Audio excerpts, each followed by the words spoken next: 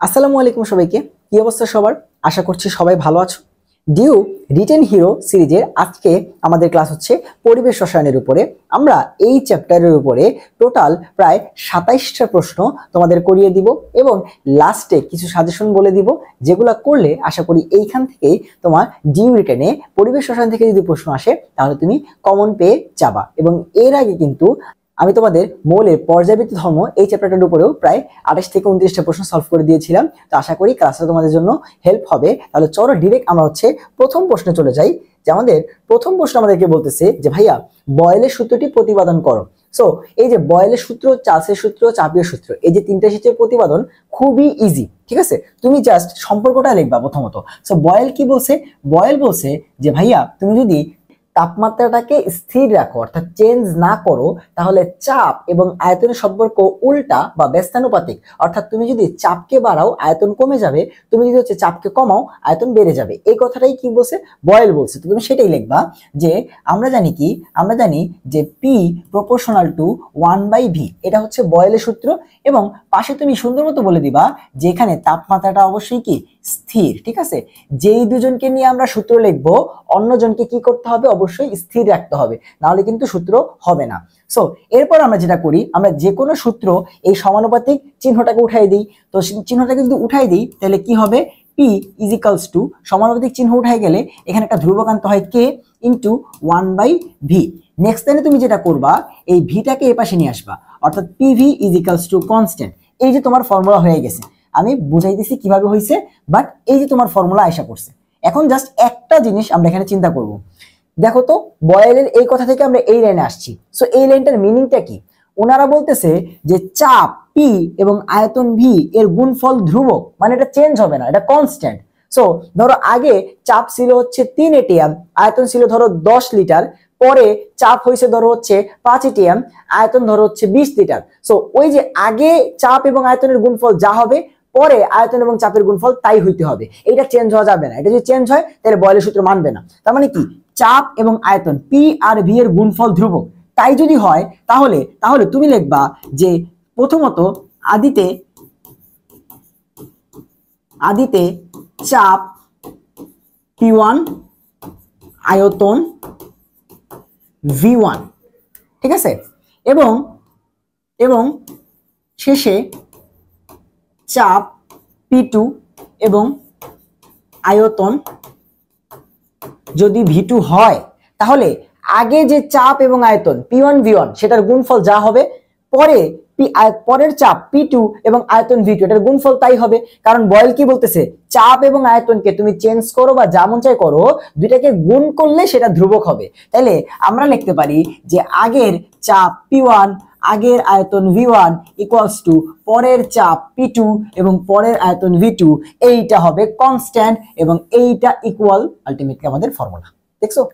তাহলে আলটিমেটলি এখানে কি আমি অনেক বড় কাজ করছি, অনেক বড় সূত্রের প্রতিপাদন করছি। জাস্ট বয়েলের সূত্রে দুইটা লাইন লিখছি, পরেরটা তুমি এমনি বুঝতে পারবা যে P আর V যেহেতু ধ্রুবক, অর্থাৎ P আর V কে গুণ করলে যেহেতু সেটা চেঞ্জ হয় না, তার মানে আগে P1 V1 এর গুণফল যা, পরেও P1 V তোমার P আর V এর গুণফল তাই হবে। এই হচ্ছে বয়েলের সূত্রের প্রতিপাদন। সেম টু সেম ভাবে আমরা দেখো চার্লসের সূত্রটাও প্রতিপাদন করব এবং চাপীয় সূত্রটা তোমরা প্রতিপাদন করতে পারবা, ঠিক আছে? কারণ চার্লসের সূত্র আর চাপীয় সূত্র দুই জায়গায় সম্পর্কটা কেমন, সমানুপাতিক, ওটা দেখবে তোমরা নিজেরাই পারতেছো। তাহলে ধরো ডিরেক্ট ফার্স্টের সূত্রটা লিখি। আমরা কি জানি যে আয়তনের সাথে আমরা জানি চার্লস বলছে যে আয়তন তাপমাত্রার সমানুপাতিক, এবং যেহেতু আমরা এই দুজনের মাঝখানে সূত্র লিখতেছি তাহলে অবশ্যই পাশে যে আরেকজন আছে P, তাকে কি রাখা লাগবে ভাইয়া? তাকে তোমার কনস্ট্যান্ট বা স্থির রাখা লাগবে। দেন এই পাশে আসো ভাইয়া, নেক্সট লাইনে কি করছি? সমানুপাতিক চিহ্ন উঠাই দিব। তাহলে সমানুপাতিক চিহ্ন যদি উঠাই দিই তাহলে এখানে কি হবে? দেখো এখানে একটা কনস্ট্যান্ট, এটা আনতে হবে K ইন্টু টি। এবার তুমি যেটা করবা, Kটাকে এক পাশে রাখলে তুমি সম্পর্কটা বুঝবা, তাই Tটাকে এই পাশে নিয়ে আসো। V divided by T is equals to constant. এই যে আমাদের ফর্মুলা চলে আসছে। বলতে পারো ভাই কিভাবে? এই যে আবার সেম ভাবে দেখো, তুমি এবার চিন্তা করবা কেমনে। আগে ছিল P আর V ইজিক্যালস টু ধ্রুবক, এবার হইছে P ভাগ T ইজিক্যালস টু ধ্রুবক। তার মানে আগে যদি দেখো আবার সেম টু সেম আমরা কি বলবো? আমরা বলবো যে আদিতে আয়তন যদি হয় V1 এবং তাপমাত্রা যদি হয় T1 এবং শেষে বা তুমি এখানে চূড়ান্ত অবস্থায় লিখতে পারো। চূড়ান্ত অবস্থায় আয়তন যদি হয় V2 এবং তাপমাত্রা যদি হয় ভাইয়া T2, তাপমাত্রা যদি হবে T2, তাহলে এটা আমাকে কি বলতেছে, চার্লস কি বলতেছে যে V এবং T কে ভাগ করলে মানটা সেম থাকবে। অর্থাৎ আগের V1 আর T1 এইটাকে তুমি যদি ভাগ করো V1/T1 করো, এই মানটা যা আসবে, পরে V2/T2 এটাকে ভাগ করলেও মানটা সেম টু সেমই আসবে। এবং দেখো তো এটাকে তোমরা চার্লসের সূত্র হিসেবে পড়ে আসছো না, যে V1/T1 = V2/T2। তাহলে দেখো দুইটা সূত্রে আমি সেম টু সেম প্রতিপাদন করছি না। তাহলে এর পরেরটা যেটা চাপীয় সূত্র, সেটা কি P proportional to T, সেখানে জাস্ট কি আসবে P1/T1 = P2/T2 করতে পারবা। তাহলে এই সূত্রের প্রতিপাদন যারা পারতা না এতদিন, তাদের কি তোমাদের ইজি লাগতেছে এখন? আশা করি বাকি যতগুলো প্রশ্ন ভাইয়া সলভ করাবো সবগুলো তোমাদের কাছে ইজি লাগবে। এবং একটা কথা মাস্ট মনে রাখা লাগবে, যেই দুজনের সূত্র করব অন্যজনকে কি রাখা লাগবে ভাইয়া, স্থির। ভি আর টি এর মাঝখানে সূত্র মানে পি স্থির, পি আর ভি এর মাঝখানে সূত্র মানে হচ্ছে টি স্থির। এটা বলে দিলে স্যার ওভারঅল তোমাকে নাম্বারটা দিয়ে দিবে। ঠিক আছে, তাহলে এই হচ্ছে আমাদের এই প্রশ্নের অ্যান্সার। পরে আসো, বলছে চার্লসের সূত্র হতে পরম শূন্য তাপমাত্রার যে ধারণা সেটা প্রতিষ্ঠিত হয়। এটা তোমাকে ব্যাখ্যা করতে বলছে, যে পরম শূন্য তাপমাত্রার ধারণাটা চার্লসের সূত্র হতে ব্যাখ্যা করো। তাহলে আমরা এখানে যে চার্লসের সূত্রটা পড়ছি V1/T1 = V2/T2, এইটা থেকে চার্লসের তোমার কি আসে নাই, পরম শূন্য তাপমাত্রার ধারণাটা আসে নাই। চার্লসের আরো একটা ফর্মুলা আছে যেটা হচ্ছে ডিগ্রি সেলসিয়াসের, ওইটা থেকে পরম শূন্য তাপমাত্রার ধারণাটা আসছে। আমরা একটু দেখি সেই সূত্রটা কি ছিল। আমরা জানি যে চার্লসের সূত্র অনুযায়ী, চার্লসের সূত্র অনুযায়ী কি বলতে পারি, যে কোনো তোমার তাপমাত্রা T ডিগ্রি সেলসিয়াসে আয়তন VT = তার আগের যে আয়তন V0 তার সাথে প্লাস হবে কত, V0 এর 273/1 ইনটু তুমি যত ডিগ্রি সেলসিয়াস তাপমাত্রা T নিয়ে কাজ করবা সেইটা। এইটা একটা সূত্র তোমরা দেখছো না, চার্লসের সূত্র। এই সূত্রটা থেকে তুমি হচ্ছে প্রমাণ করতে পারবা যে পরম শূন্য তাপমাত্রাটা কি। এবং আমরা জানি যে পরম শূন্য তাপমাত্রায় সকল গ্যাসের আয়তন, দুনিয়ার যে কোনো গ্যাস তুমি নাও, সকল গ্যাসের আয়তন কত আসবে, সকল গ্যাসের আয়তন, সকল গ্যাসের আয়তন 0। এই জিনিসটাই কি পরম শূন্য তাপমাত্রা, যেই তাপমাত্রায় সকল গ্যাসের আয়তন তাত্ত্বিকভাবে বা থিওরিটিক্যালি 0 আসে, সেটাকে আমরা বলি পরম শূন্য তাপমাত্রা। তো এটা আমরা এখান থেকে প্রমাণ করব, আমাদের বলছে সেটা প্রমাণ করো। তাহলে আমরা এখান থেকে দেখো তো, এই যে টি, এই টি এর ভ্যালুটা বের করব, যে কত তাপমাত্রায় আলটিমেটলি এই যে পরম শূন্য তাপমাত্রা যেখানে সকল গ্যাসের আয়তন কত, 0। তাহলে এই যে VT এটা আমরা 0 বসায় দিব। ঠিক আছে, 0 বসায় দিয়ে আমরা হচ্ছে টি এর মানটা বের করব, যে আলটিমেটলি ওই তাপমাত্রাটা কত। তাহলে এটা যদি 0 বসায় দিই, 0 = থাকতেছে V0 plus V0 / 273 into T. তাহলে এই পাশে যেহেতু 0, তাহলে এবার আমরা টি বের করব। তাহলে এটাকে এই পাশে পাঠিয়ে দিই এবং এটা এই পাশে নিয়ে আসি, T into V0/273 = -V0, and then আমরা টি বাদে বাকি সব অন্য পাশে পাঠিয়ে দিই। ঠিক আছে, তাহলে কত আসতেছে, T = দেখো কত আসতেছে, 273 উপরে যাবে -273 V0, আর এই V0টা নিচে আসবে। সো V0 আর V0 কাটা, T সমান কত চলে আসলো, দেখো T সমান আসতেছে -273 ডিগ্রি সেলসিয়াস। তাহলে এই যে দেখো পরম শূন্য তাপমাত্রা চলে আসছে। তাহলে দেখো আমরা কি করলাম, আয়তন 0 ধরে সেখান থেকে টি এর মান কত আসলো, -273 ডিগ্রি সেলসিয়াস। কার সূত্র থেকে, চার্লসের সূত্র থেকে। তাহলে আমরা দেখতে পারতেছি কোন তাপমাত্রায় সকল গ্যাসের আয়তন 0, সেটা হচ্ছে -273 ডিগ্রি সেলসিয়াস, বা ইকুয়ালস আমরা এটাকে বলতে পারি 0 কেলভিন। ঠিক আছে, ওকে না কিন্তু 0 কেলভিন। তাহলে এই হচ্ছে আমাদের চার্লসের সূত্র থেকে পরম শূন্য তাপমাত্রার যে ধারণা সেটা আমরা প্রতিষ্ঠিত করলাম। ঠিক আছে, ওকে ফাইন। পরের প্রশ্নে আসো, গ্যাসের সূত্রসমূহ থেকে আদর্শ গ্যাসের সূত্রটা প্রতিপাদন করো। মানে এই যে আমরা বয়েলের সূত্র, চার্লসের সূত্র, চাপীয় সূত্র এগুলো পড়ে আসছি, এই সবগুলো সূত্রকে কম্বাইন করে তোমাকে সেখান থেকে আদর্শ গ্যাসের সূত্র PV = nRT এটাকে প্রুফ করতে হবে। অর্থাৎ PV = nRT এটাকে তোমাকে প্রুফ করতে হবে। ঠিক আছে, তাহলে দেখো যে আমরা কয়টা সূত্র পড়ছি। প্রথমত আমরা এখানে যতগুলো সূত্র পড়ছি সবগুলো আমরা এখানে লিখবো। ঠিক আছে, যে বয়েলের সূত্র মতে, ঠিক আছে, বয়েলের সূত্র মতে আমরা কি জানি, যে তোমার P proportional to 1/V। ঠিক আছে, এরপরে আমরা পড়ছি চার্লসের সূত্র, যে চার্লসের সূত্র মতে আমরা কি লিখতে পারি ভি প্রপোর্শনাল টু টি। এরপরে আমরা চাপীয় সূত্র পড়ছি, চাপীয় সূত্র মতে আমরা কি লিখতে পারি, চাপীয় সূত্র মতে টি প্রপোর্শনাল টু টি, ঠিক আছে। এবং আরো একটা সূত্র আছে যেটাকে আমরা বলি হচ্ছে অ্যাভোগাড্রোর সূত্র। সেই অ্যাভোগাড্রো কি বলে ভাইয়া, অ্যাভোগাড্রো বলে যে যত মোল তুমি হচ্ছে কোনো একটা গ্যাস নিয়ে কাজ করবা তার আয়তন তত বেশি, এবং এটা তো খুবই নর্মাল কথা, তুমি যেই গ্যাস যত বেশি নিবা তার আয়তন তত বেশি হবে। তাই আলটিমেট এটাই বলতেছে যে ভি প্রপোর্শনাল টু মোল সংখ্যা n। তাহলে এই যে চারটা জিনিসকে আমরা যদি কম্বাইন করি তাহলে তুমি একটু দেখো তো যে পি এর সাথে ভি এর সম্পর্ক হচ্ছে উল্টা, এবং তুমি এখান থেকে বয়েলের সূত্রে যখন ক্যালকুলেশন করছিলা, তুমি যখন এখান থেকে বয়েলের সূত্রে ক্যালকুলেশন করছিলা তখন জিনিসটা এরকম আসছিল যে পিভি ইজ ইকুয়ালস টু ধ্রুবক, এরকম আসছিল না, মানে পি আর ভি গুণ অবস্থায় আসছিল।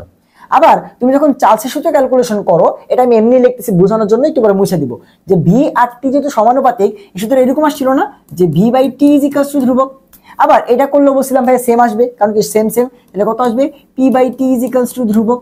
এখান থেকে একটা জিনিস ক্লিয়ার দেখতে পারতেছি যে ব্যস্তানুপাতিক হইলে যেই দুজন ব্যস্তানুপাতিক সে দুটা গুণ অবস্থায় থাকে ইকুয়ালস টু ধ্রুবক, আর সমানুপাতিক হইলে সে দুটা ভাগ অবস্থায় থাকে সেটা ইকুয়ালস টু ধ্রুবক।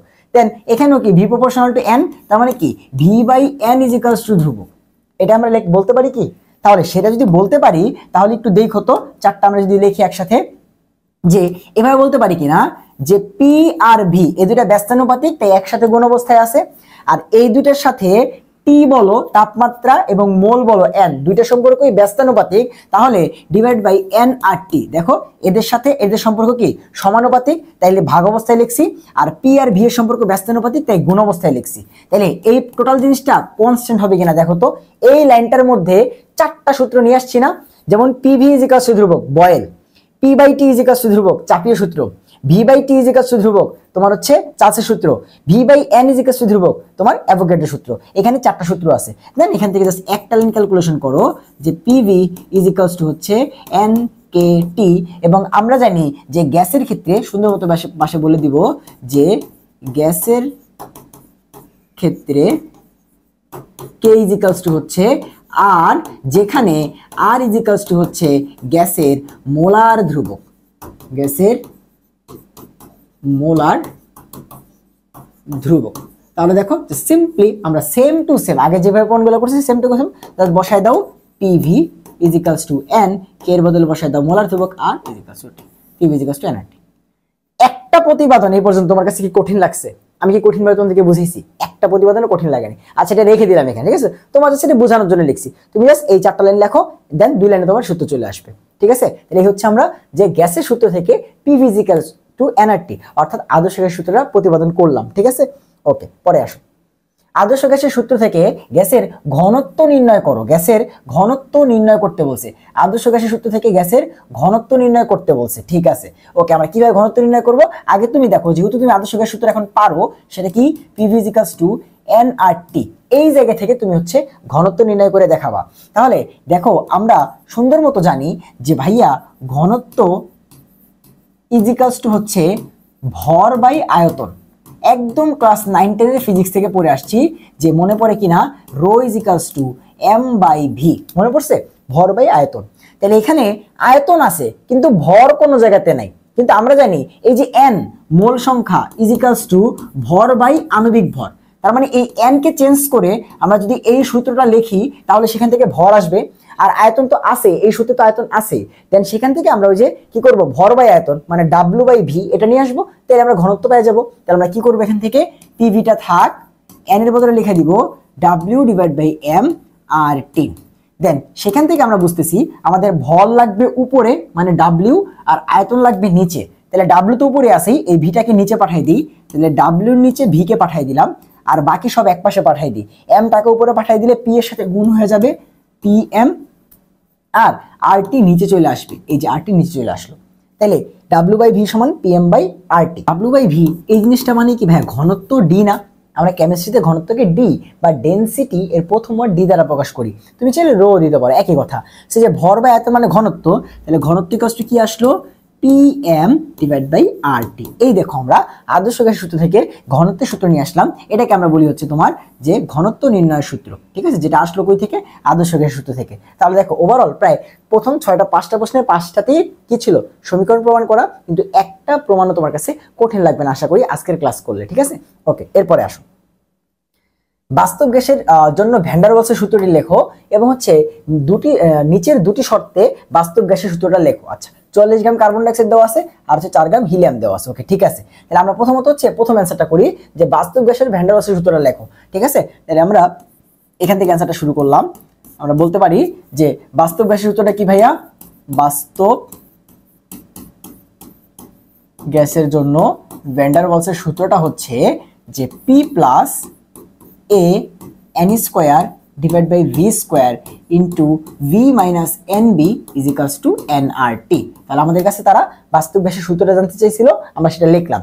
এরপরে বলছে এই যে এই সূত্রটা কার কার জন্য লেখো, 44 গ্রাম কার্বন ডাইঅক্সাইডের জন্য লেখো এবং 4 গ্রাম হিলিয়ামের জন্য লেখো।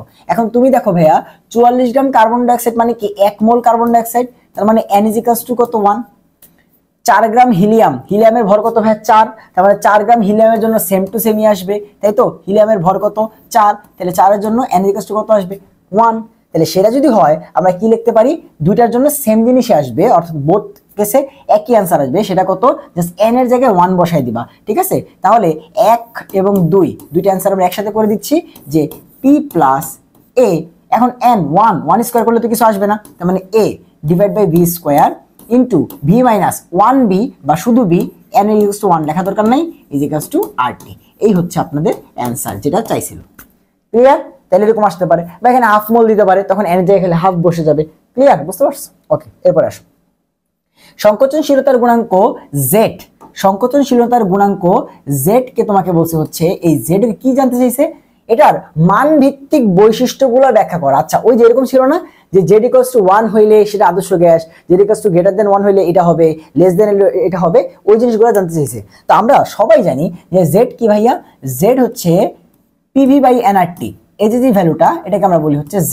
এটাতে আমরা কি মেজার করি, দেখো PV ডিভাইড বাই nRT, এই মানটা যদি 1 হয় তার মানে কি PV আর nRT সেম, কাটাকাটি, তো আলটিমেটলি কি PV ইকুয়ালস টু nRT, তো তখন সেটা কি হয়ে যাবে আদর্শ গ্যাস। আর এটা যদি না হয়, জাস্ট 1 না হয়, অন্য যে কোনো কিছু হোক, একের থেকে ছোট হোক আর বড় হোক, তখন সেক্ষেত্রে আমরা কি বলবো যে এটা আদর্শ গ্যাস আর মানলো না, এটা হয়ে গেল বাস্তব গ্যাস। তাইলে আমরা তিনটা জিনিসই লিখবো। প্রথমত কি ভাইয়া, Z ইকুয়ালস টু 1 হলে, তো Z ইকুয়ালস টু 1 হলে ডিরেক্টলি দেখতে পারতেছি PV আর nRT সেম, মানে PV is equals two nRT, অতএব গ্যাসটি তোমার আদর্শ গ্যাসের সূত্র মেনে চলবে, সূত্র মেনে চলবে। Z ইকুয়ালস টু 1 বললাম। এরপরে আরো মান আছে, Z যদি তোমার গ্রেটার দেন 1 হয়, অর্থাৎ Z গ্রেটার দেন 1 হইলে আমাদের কোনটা বড় হবে, PV নাকি nRT? ভাগফল বড় মানে কি উপরের পার্টটা বড় নিচের পার্টটা ছোট, তার মানে সেখানে আমরা বলতে পারি আমাদের PV গ্রেটার দেন nRT। এবং এইটা কার কার কেসে হয় ভাইয়া, সেটা আমরা এক্সাম্পলটা বলে দিব, যে এক্সাম্পল হচ্ছে হাইড্রোজেন হিলিয়াম, যেগুলো ছোট ওদের ক্ষেত্রে Z এর ভ্যালুটা বেশি, হাইড্রোজেন হিলিয়াম। এবং এদেরকে তুমি কি করতে পারবা না, দেখো এটার নাম কি, সংকোচনশীলতার গুণাঙ্ক, কাকে কতটুকু সংকুচিত করা যায়। তো মনে রাখবা এই Z দ্বারা আমরা বুঝি কাকে কতটুকু সংকুচিত করা যায়। সো Z যদি 1 এর থেকে বেশি হয় তাকে সংকোচন করা তত কষ্ট হয়, ঠিক আছে, অর্থাৎ তাকে সংকুচিত করা বা কম্প্রেস করা, সংকোচন করা তত কষ্ট। তাহলে যেহেতু এদের Z এর ভ্যালু 1 এর থেকে বেশি, তাহলে এদের সংকোচন করা বা বইতে পেষণ বলে, যে পেষণ করা কি আলটিমেটলি কষ্টকর। আর যদি কি হয় ভাইয়া, Z লেস দেন 1 হয়, তাহলে আমরা বুঝতেই পারতেছি আমাদের PV ছোট, nRT টার্মটা বড়, তাই 1 এর থেকে কম আসছে। এবং এক্সাম্পলটা পাশে বলে দিব, এক্সাম্পল হচ্ছে নাইট্রোজেন, তারপরে অক্সিজেন, কার্বন ডাইঅক্সাইড, অ্যামোনিয়া, অর্থাৎ বড় বড় যে গ্যাসগুলো আছে সেগুলো হচ্ছে Z এর ভ্যালু 1 এর থেকে কম, এবং এদেরকে সংকোচন অথবা পেষণ করা সহজ, সংকোচন অথবা পেষণ করা সহজ। তাহলে আমাদের বলছিল যে জেড এর তিনটা ভ্যালু যে আছে সেগুলার বৈশিষ্ট্যগুলো লেখো, তাহলে জেড এর কোন মান হলে কি হবে সেই জিনিসগুলো আমরা বললাম। তাহলে এই হচ্ছে প্রশ্ন, ঠিক আছে। এরপরে আসো, কোন শর্তে বাস্তব গ্যাস এবং আদর্শ তোমার বাস্তব গ্যাস আদর্শ গ্যাসের নিয়ে আচরণ করে শর্তটি লেখো। এটা তো খুবই তোমরা অনেক ফেমাস একটা প্রশ্ন। শর্ত দুটো লিখতে বলছে, ডিরেক্টলি লিখে দাও যে শর্ত দুটি হচ্ছে তোমার, দুটি শর্ত হচ্ছে, এক তোমার উচ্চ তাপমাত্রা লাগবে, উচ্চ তাপমাত্রা, এবং দুই হচ্ছে ভাইয়া নিম্ন চাপ। শেষ, সিম্পল। আমাদের শর্ত দুটো লিখতে বসে আমরা যা শর্ত দুটো লিখবো যে উচ্চ তাপমাত্রা এবং কি ভাইয়া নিম্নচাপ, সিম্পল, ঠিক আছে। এবং এখান থেকে আবার ব্যাখ্যা করতে যাও না ভাই, এগুলো 1 নম্বরের জন্য আসে, 2 নম্বরের জন্য আসে। তুমি যে শর্ত দুটো লিখছো ইনাফ, তোমাকে এখানে আবার এগুলো ব্যাখ্যা করা লাগবে না। বলছে শর্ত দুটো লেখো, মানে ততটুকুই লিখবে। এটা এইচএসসির খাতা না, এটা অ্যাডমিশনের খাতা, যতটুকু বলবে ততটুকুই লিখবো, ঠিক আছে। এক্সট্রা এক লাইন বেশিও লিখবো না, কমও লিখবো না। এরপরে আসো, ব্যাপন এবং নিঃসরণের মধ্যে পার্থক্য লেখো। আচ্ছা ঠিক আছে, আমরা খুব ভালো মতোই ব্যাপন এবং নিঃসরণ জিনিসগুলোকে চিনি, তারপরে ভাইয়া পার্থক্যটা লিখে দিচ্ছি, ঠিক আছে। কয়টা পার্থক্য দিতে চাও এটা হচ্ছে কথা। সো যদি 2 এর জন্য আসে তাহলে তুমি হচ্ছে কয়টা পার্থক্য দিবা, 2টা দিবা। যদি 3 এর জন্য আসে তাহলে তুমি হচ্ছে 3টা পার্থক্য দিবা। 3 এর জন্য আসার সম্ভাবনা একেবারেই নাই বললেই চলে, ঠিক আছে। তারপরেও আমরা হচ্ছে 3টা দেখে রাখি, যদি আসে তাহলে আসবে দিবা, আর না আসলে তো নাই। সো এই পাশে ব্যাপন লিখতেছি, এই পাশে হচ্ছে আমরা নিঃসরণ নিয়ে লিখতেছি, ঠিক আছে। ওকে ফাইন, তাহলে আমরা এই পাশে হচ্ছে ব্যাপন নিয়ে লিখবো, আর এই পাশে হচ্ছে নিঃসরণ নিয়ে লিখবো, ঠিক আছে। এই পাশে ব্যাপন আর এই পাশে হচ্ছে নিঃসরণ। ওকে, প্রথমে আসো যে ভাই ব্যাপন জিনিসটা কি। ব্যাপন জিনিসটা হচ্ছে তুমি যখন বডি স্প্রে ইউজ করো তখন সেই স্প্রেটা কিন্তু কি হয় ভাইয়া, ছড়ায় যায়। সেখানে কি তুমি গিয়ে বাতাস করো, ওকে ধাক্কা দাও, কিছু করো, কোনো প্রেশার দাও না, ও নিজে নিজেই ছড়ায় যায় চারদিকে পুরো রুমের মধ্যে, তাই না। কিন্তু যখন ধরো একটা গাড়ির চাকা লিক হয়ে যায় তখন সেখান থেকে গ্যাসগুলা কি অনেক জোরে বের হয়ে আসে না, এই জিনিসটা হচ্ছে নিঃসরণ। অর্থাৎ নিঃসরণে প্রেসার কাজ করে, নিঃসরণে প্রেসার কাজ করে, কিন্তু ব্যাপন হচ্ছে তোমার কোনো প্রেসার ছাড়া কাজ করে। অর্থাৎ আগে পরে প্রেসার সেম থাকে, বাট নিঃসরণে আগে পরে প্রেসারটা সেম থাকে না। এটা হচ্ছে মেইন পার্থক্য, ঠিক আছে। তাহলে ব্যাপনে কি হয়, ব্যাপন হচ্ছে তোমার স্বতঃস্ফূর্তভাবে ছড়িয়ে পড়ার প্রক্রিয়া, ঠিক আছে। ব্যাপন হচ্ছে কি ভাইয়া, স্বতঃস্ফূর্তভাবে, মানে নিজে নিজে আপনা আপনি ছড়িয়ে পড়ার প্রক্রিয়া, ছড়িয়ে পড়ার প্রক্রিয়াকেই বলা হয় হচ্ছে তোমার ব্যাপন। আর নিঃসরণে কি হয়, নিঃসরণে তোমার যে কোনো একটা উচ্চ চাপের স্থান থেকে নিম্নচাপের দিকে সজোরে তোমার হচ্ছে বেরিয়ে পড়ে, ঠিক আছে। নিঃসরণের ক্ষেত্রে গ্যাস কি করে, গ্যাস হচ্ছে তোমার উচ্চ চাপের স্থান থেকে, উচ্চ চাপের স্থান থেকে ছিদ্রপথে নিম্ন চাপের স্থানের দিকে ধাবিত হয় বা তোমার ছড়িয়ে পড়ে, নিম্ন চাপের দিকে ছড়ায়, ঠিক আছে। তাহলে এটা হচ্ছে বেসিক পার্থক্য, হচ্ছে স্বতঃস্ফূর্ত হবে আর হচ্ছে কি উচ্চচাপ থেকে নিম্নচাপে। সেকেন্ড কথায় আসো যে ভাই এখানে আমরা কি করতে পারি। সেকেন্ডলি দেখো এই ব্যাপন, যেটা ব্যাপনে কি থাকে ভাইয়া, ব্যাপন কিন্তু খুবই স্লো ঘটে, তাই না। ব্যাপন একটা কি প্রক্রিয়া, ব্যাপন একটা মন্থর প্রক্রিয়া, ঠিক আছে। স্লো বা হচ্ছে তোমার মন্থর প্রক্রিয়া। বাট নিঃসরণ কি হয়, ওই যে সজোরে বেরিয়ে আসে, তার মানে তোমার নিঃসরণটা কি একটা দ্রুত প্রক্রিয়া, নিঃসরণ একটি দ্রুত প্রক্রিয়া। সো দুইটা বললে তুমি দুইটা পার্থক্য দিতে পারো, ঠিক আছে। বাট আমি আরো লিখে দিচ্ছি, তোমাদের যে দুইটা মন চায় তুমি হচ্ছে দাও, বাট উপরের দুইটা দিবা, কারণ উপরের দুইটা হচ্ছে পরিচয়, তাই না। এরপরে আসো যে এখানে তোমার কি নাই, চাপের পার্থক্য থাকে না, চাপের পার্থক্য থাকে না, কিন্তু এখানে তোমার চাপের পার্থক্য থাকে, অর্থাৎ উচ্চচাপ থেকে নিম্নচাপে ছড়িয়ে যায়, চাপের পার্থক্য থাকে। তাহলে তুমি হচ্ছে 3টা থেকে 3 নাম্বারের জন্য আসলে 3টা দিবা, 2 নাম্বারের জন্য আসলে হচ্ছে 3টা দিতে পারো, 2টা দিতে পারো, তোমার চয়েস। আর 1 নাম্বারের জন্য আসলে 1টা দিলেই বা 2টা দিলেই এনাফ, ঠিক আছে। ওই হচ্ছে ব্যাপন এবং নিঃসরণের মাঝে পার্থক্য। এরপর আসো ডাল্টনের আংশিক চাপ সূত্রটি ব্যাখ্যা করতে বলছে, আমার কিন্তু প্রতিপাদন করতে বলে নাই, আমার বলছে ব্যাখ্যা করো, ঠিক আছে। তাহলে আমি হচ্ছে ডাল্টনের আংশিক চাপ সূত্রটা সংজ্ঞা দিব, ঠিক আছে, এবং অ্যাকুরেট যেই সংজ্ঞাটা সেটাই দিব, ঠিক আছে। যে ডাল্টনের আংশিক চাপ সূত্র, আমরা হচ্ছে ডাল্টনের আংশিক চাপ সূত্রটাকে ব্যাখ্যা করব। সো ডাল্টন বলতে যাচ্ছে কি, ডাল্টন বলতে চাচ্ছে এরকম যে আমরা যদি এরকম একটা পাত্র নেই এবং সেই পাত্রে যদি অনেকগুলা গ্যাস থাকে, ধরো এখানে নাইট্রোজেন গ্যাস আছে, এখানে ধরো হচ্ছে অক্সিজেন গ্যাস আছে, এখানে ধরো হচ্ছে কার্বন ডাইঅক্সাইড গ্যাস আছে, এখানে ধরো হচ্ছে ফ্লোরিন গ্যাস আছে।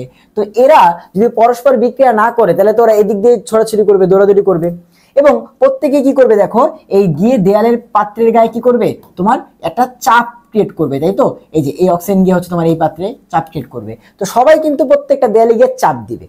সো আমরা যদি এভাবে চিন্তা করি, যেখানে আছে 4 জন, বাট এখানে 4 জনের জায়গায় যদি একজন থাকতো তাহলে সে যেই চাপ দিত সেটা হচ্ছে তার আংশিক চাপ। এরপর এখানে যদি অক্সিজেন থাকতো, বাকি 3 জন না থাকতো, তাহলে অক্সিজেন এই পাত্রে, টোটাল পাত্রে যেই চাপটা দিত সেটা হচ্ছে অক্সিজেনের আংশিক চাপ। সেম টু সেম আমরা যদি সবার আংশিক চাপটা বের করে ফেলতে পারি যে কে কতটুকু চাপ দিচ্ছে এবং টোটাল যদি যোগ করে দেই, তাহলে এই পাত্রে আছে 4 জন, 4 জনের অংশটা বের করে ফেললাম, টোটাল যোগ করে দিলে কি মোট চাপ পাওয়া যাবে না? এটাই সে বলতে চাচ্ছে যে ডাল্টনের আংশিক চাপ সম্বন্ধে বলতেছে যে ভাইয়া পরস্পর বিক্রিয়াহীন দুই বা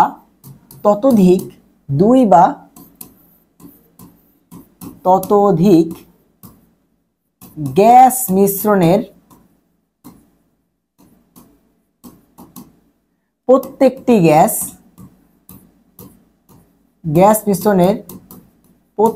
গ্যাস যদি তোমার কি হয়, যদি পাত্রের মোট আয়তন একা দখল করে তাহলে ও যতটুকু চাপ দিবে তার আংশিক চাপ, এভাবে সবার আংশিক চাপ যোগ করলে কি পাবো, পাত্রের টোটাল প্রেসারটা পাবো। এটাই বলতে চাচ্ছে যে যদি পাত্রের মোট আয়তন, প্রত্যেকটি গ্যাস যদি পাত্রের মোট আয়তন দখল করে তাহলে যে চাপ দিবে তা ওই গ্যাসের আংশিক চাপ।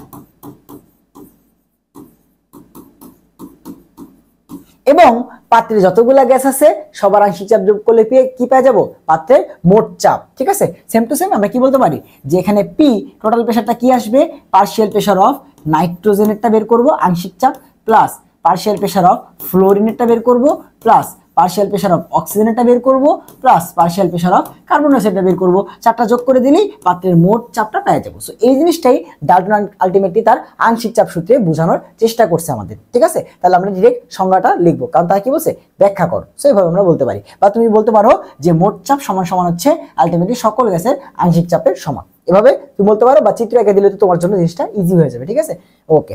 এরপরে আসো, প্রমাণ করো যে একটি গ্যাসের একটি অণুর গতিশক্তি, জাস্ট একটা অণুর গতিশক্তি, খুবই ইম্পর্টেন্ট, যে একটা অণুর গতিশক্তি হচ্ছে 3/2 kT। একটা অণুর গতিশক্তি 3/2 kT, যেখানে কে হচ্ছে বোল্টজম্যান ধ্রুবক, যেখানে কে হচ্ছে কি ভাইয়া, বোল্টজম্যান ধ্রুবক। তোমাকে বোল্টজম্যান ধ্রুবককে চিনো? ওকে, এই ম্যাথের অ্যান্সার করতে গেলেই চিনবা। সো একটা অণুর গতিশক্তি, তার আগে আসো, যেহেতু প্রমাণ করতে বলছে তাহলে ডিরেক্ট তো প্রমাণ করতে পারি না। আমরা এটা জানি কিনা যে তোমার n মোল গ্যাসের গতিশক্তি, n মোল গ্যাসের গতিশক্তি, এটা তো আমরা সবাই জানি, সেটা কি, EK is equals two 3/2 nRT, এটা তো সবাই জানি। এরপরে আমরা যদি n এর জায়গায় 1 মোল গ্যাস নিতাম ভাইয়া, 1 মোল গ্যাসের গতিশক্তি, তাহলে সেটা কত আসতো, EK is equals two 3/2 1RT, বা 1 তো লেখা লাগে না, RT। আচ্ছা, এবার তোমরা আমাকে বলো, যেহেতু তুমি এখানে 1 মোল গ্যাসের গতিশক্তিকে বলতেছো 3/2 RT, তাহলে 1 মোলে কয়টা যেন অণু থাকে, আমাদের বলছে একটা অণুর বের করতে। তার আগে তুমি বলো যে 1 মোলে কয়টা অণু থাকে, 6.023 ইন্টু 10⁻23। 1 মোলের যদি গতিশক্তি এত হয় তাহলে 6.023 10⁻23 অণুর গতিশক্তি কি সেম হওয়ার কথা না? কারণ 1 মোল মানেই তো 6.023 10⁻23, তার মানে এটাও কত, 3/2 RT। সো এই পর্যন্ত যদি আইসা পড়ি, দেখো তো এতগুলা অণুর গতিশক্তি যদি হয় এইটা, আমাদের বলছে একটা অণুর গতিশক্তি কত, তাহলে একটি অণুর গতিশক্তি হবে কত, একটি অণুর গতিশক্তি হবে, তুমি জাস্ট এই সংখ্যাটা দ্বারা এটাকে ভাগ করে দাও, এতগুলা যদি হয় এত, তাহলে একটার কত, এইটা, এটাকে ভাগ করতে হবে না, এটা দ্বারা কত আসবে, ইকে ইজ ইকালস টু 3/2 RT, এটাকে ভাগ করতে হবে 6.023 10⁻23 দিয়ে। অথবা আমরা জানি যে এই যে 6.023 10⁻23 এটাকে বলা হয় নাম্বার অফ অ্যাভোগাড্রো Na। তো সেটা যদি প্রকাশ করি কত আসবে, 3/2 R divide by number of Avogadro into T। এবার আমরা সবাই জানি যে বোল্টজম্যান ধ্রুবক কাকে বলা হয়। বোল্টজম্যান ধ্রুবক, দেখো বোল্টজম্যান ধ্রুবকের পরিচয় দিয়ে আসি যে ভাইয়া বোল্টজম্যান ধ্রুবক কে ইজ ইকালস টু কি, গ্যাসের মোলার ধ্রুবক আর কে নাম্বার অফ অ্যাভোগাড্রো দ্বারা ভাগ করে যে সংখ্যাটা পাওয়া যায় সেটাকে বলা হয় বোল্টজম্যান ধ্রুবক। এবং এসআই এককে যদি আর এর ভ্যালু বসাই দেই 8.314 এবং নাম্বার অফ অ্যাভোগাড্রো বসাই দেই 6.023 10⁻23, তাহলে বোল্টজম্যান ধ্রুবকের ভ্যালু আসে 1.38 10⁻23। আমাদের ভ্যালু জানা লাগবে না, তুমি জাস্ট খালি জানো বোল্টজম্যান ধ্রুবক সমান আর বাই নাম্বার অফ অ্যাভোগাড্রো। তাহলে দেখো তো একটা অনুর গতিশক্তিতে আর বাই নাম্বার অফ অ্যাভোগাড্রো আসছে না, তাহলে এই আর বাই নাম্বার অফ অ্যাভোগাড্রো, এই যে আর বাই নাম্বার অফ অ্যাভোগাড্রো এইটার বদলে এইটুকু পার্টের বদলে কি আমি কে লিখতে পারি, কারণ এটি তো বোল্টজম্যান ধ্রুবক। তাহলে সেটা যদি লিখে দেই কত আসতেছে 3/2 kT, এই তো শেষ।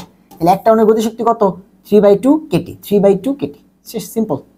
তাহলে এই পর্যন্ত যতগুলা প্রুফ দেখছি একটা প্রুফ কঠিন লাগছে বলো, একটা সিঙ্গেল প্রুফ কি তোমাদের কঠিন লাগছে? এ হচ্ছে আমাদের যে একটা অনুর গতিশক্তি 3/2 kT, ঠিক আছে। তোমাকে ভ্যালু বের করতে হবে না, জাস্ট খালি কে এর পরিচয়টা দিলেই হয়ে যাবে, ঠিক আছে। ওকে, এর পরের প্রশ্নে আসো। দেখাও যে ব্যাপন হারের সাথে গ্যাসের ঘনত্বের সম্পর্ক বর্গমূলের ব্যস্তানুপাতিক। আচ্ছা, তার আগে তুমি ব্যাপন হারের সূত্রটা বলো। তুমি তো জানো যে গ্রাহামের ব্যাপন সূত্রে আমাদের কি বলছিল, আমাদের গ্রাহামের ব্যাপন সূত্র বলছিল, গ্রাহামের ব্যাপন সূত্র মতে আমরা জানি যে ব্যাপন হার আর রেট অফ তোমার হচ্ছে ডিফিউশন ইজ প্রপোর্শনাল টু 1/√ওভার অফ আণবিক ভর, অর্থাৎ আণবিক ভরের বর্গমূলের ব্যস্তানুপাতিক হচ্ছে কি তোমার আর।